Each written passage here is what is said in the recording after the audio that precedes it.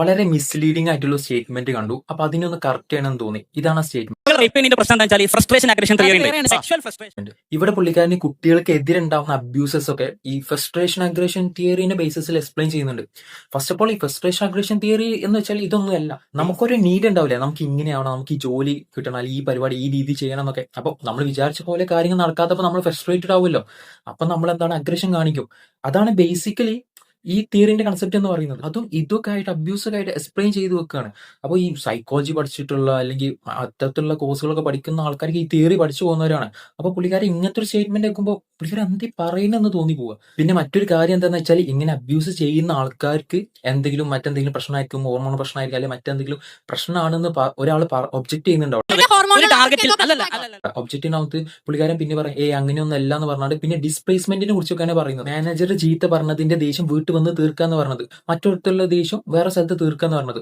Okay, ഇത് പക്ഷെ എങ്ങനെയാണ് ഇതുമായിട്ട് കണക്റ്റഡ് ആവുന്നത്? ഓക്കെ, ഇനി ഡിസ്പ്ലേസ്മെന്റ് നടക്കുന്നത് തന്നെ വെക്കുക. അപ്പോഴും ആരടുത്താണ് കുറ്റം എന്ന് പറയുന്നത്? മാനേജർ ചീത്ത പറഞ്ഞത് പ്രോപ്പറായിട്ട് വർക്ക് ചെയ്യാത്തതുകൊണ്ടായിരിക്കും. അപ്പൊ മാനേജറിന്റെ അടുത്താണ് കുറ്റം? അല്ല. പിന്നെ ഭാര്യയുടെ അടുത്താണ് അല്ലെങ്കിൽ വീട്ടിലെ കുട്ടികളുടെ അടുത്താണ് കുറ്റം എന്ന് പറഞ്ഞത്? പുള്ളിക്കാരൻ ദേഷ്യം അവിടെ തീർക്കുന്നുണ്ടെങ്കിൽ അല്ല, എവിടെയാ കുറ്റം? പുള്ളിക്കാരൻ്റെ ഭാഗത്ത് തന്നെയാണ് സ്റ്റിൽ കുറ്റം വരുന്നത്. പുള്ളിക്കാരനാണ് അത് ചെയ്തിട്ടുള്ളത്. പുള്ളിക്കാരൻ ഹ്യൂമൺ അല്ലേ? എന്താ ഹ്യൂമന്റെ പ്രത്യേകത? എന്താ? ചിന്തിക്കാൻ കഴിയില്ല എന്താ ശരി എന്താ തെറ്റ് എന്നുള്ളത്. അപ്പം അപ്പോഴും വരുന്നത് എന്താണ്? ആ ചെയ്ത ആളടുത്ത് തന്നെയാണ് തെറ്റ് പറയുന്നത്. അപ്പം അത് വെച്ചുകൊണ്ട് ഇതിനെ എക്സ്പ്ലെയിൻ ചെയ്യാൻ മനസ്സിലാവുന്നില്ല. പിന്നെ ആദം ലെഫോർഡിന്റെ ക്രിമിനൽ ജസ്റ്റിസ് ജേർണലിലെ സെക്ഷൽ ഫ്രസ്ട്രേഷൻ തിയറി പറ്റി പറയുന്നുണ്ട്. സെക്ഷൽ ഫ്രസ്ട്രേഷൻ തിയറി എന്ന് പറയുന്നതിൽ ഈ നിങ്ങൾ പറയുന്നതിന്റെ നേരെ ഓപ്പോസിറ്റ് ഉള്ള കാര്യങ്ങളാണ് അവർ പറഞ്ഞിട്ടുള്ളത്. ആ സ്റ്റഡിനെ പ്രധാനമായിട്ടും 2 മേജർ ഫൈൻഡിങ്സ് ആണ് പറയുന്നത്. അതിൽ കൃത്യമായിട്ട് പറയുന്നുണ്ട്, ഒരു വിഭാഗത്തിൽപ്പെട്ട ഇത് ഒറ്റക്ക് നടക്കുന്ന അല്ലെങ്കിൽ കുറെ കമ്പ്യൂട്ടറിലുള്ള ഫോണിലുള്ള കാര്യം കൺസ്യൂം ചെയ്യുന്ന ആൾക്കാരെന്ന് മാത്രമല്ല, കൃത്യമായിട്ടുള്ള സെക്ഷൽ സാറ്റിസ്ഫാക്ഷൻ കിട്ടിയ ആൾക്കാർ, അതേപോലെ തന്നെ ഡിസൈർസ് മീറ്റ് ചെയ്യാത്ത ആൾക്കാർ, അതേപോലെ പാർട്ണർ ഇല്ലാത്ത ആൾക്കാർ, ഹൈലി സ്റ്റാറ്റസ് ഉള്ള ആൾക്കാർ, എല്ലാ രീതിയിലും കറക്റ്റായിട്ട് പ്രോപ്പറായിട്ട് ലൈഫ് നടത്തുന്ന ആൾക്കാർ എന്ന് പറഞ്ഞാൽ പല ആൾക്കാരും ഇത്തരത്തിലുള്ള സെക്ഷൽ ഫ്രസ്ട്രേഷൻ ബിഹേവിയർ കാണിക്കുമെന്ന് അവർ കൃത്യമായിട്ട് അവരെ പോയിന്റ് ഔട്ട് ചെയ്യുന്നുണ്ട്.